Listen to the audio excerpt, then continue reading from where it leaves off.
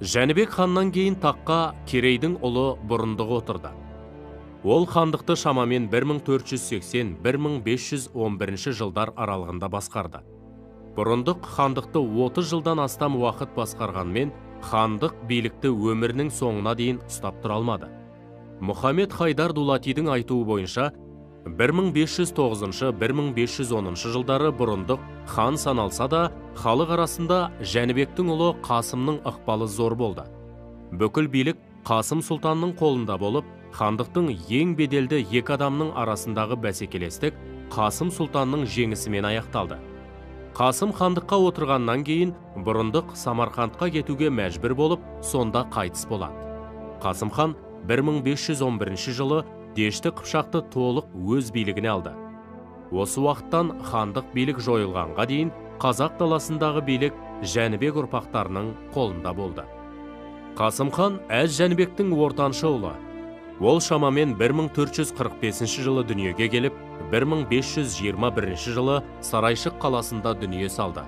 Сүйегі сол қалада жерленген.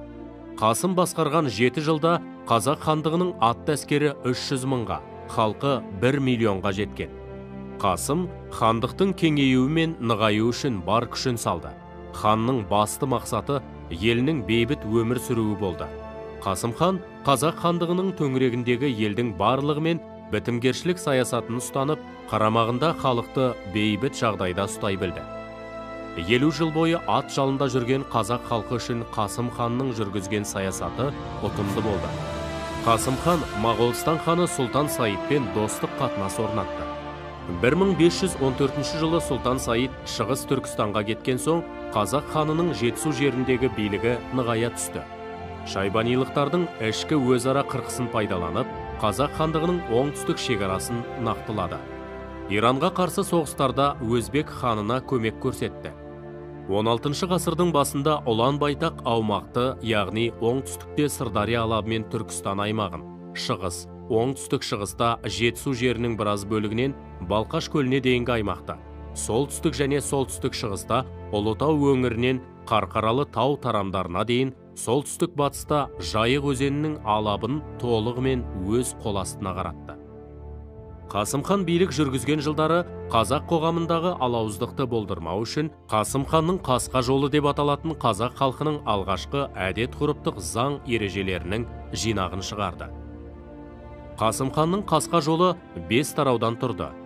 Бірінші мүлік заңы, екінші қылмыс заңы, үшінші әскери заң, төртінші елшілік жоралары, бесінші жұртшылық заңы.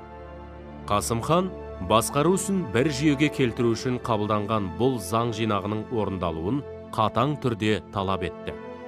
Қасым хан кезінде қазақ хандығының қуаты мен беделі алыс жақын шетелдерге таныла бастады. Солтүстікте Сібірмен, Қырым, Астрахан хандықтарымен сауда және елшілік байланыс орнатты.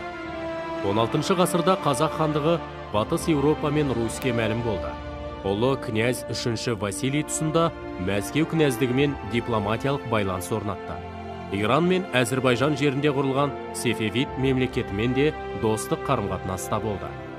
Қасым ханның тұсында қазақ хандығының астанасы алдымен Сығанақ, кейін Сарайшық қалалары болды. 1515-1516 жылдары Қасым хан жошы ұлысын тәртіпке келтіргені соншалық, оның халқының саны миллионға дейін жетті. Хайдар Рази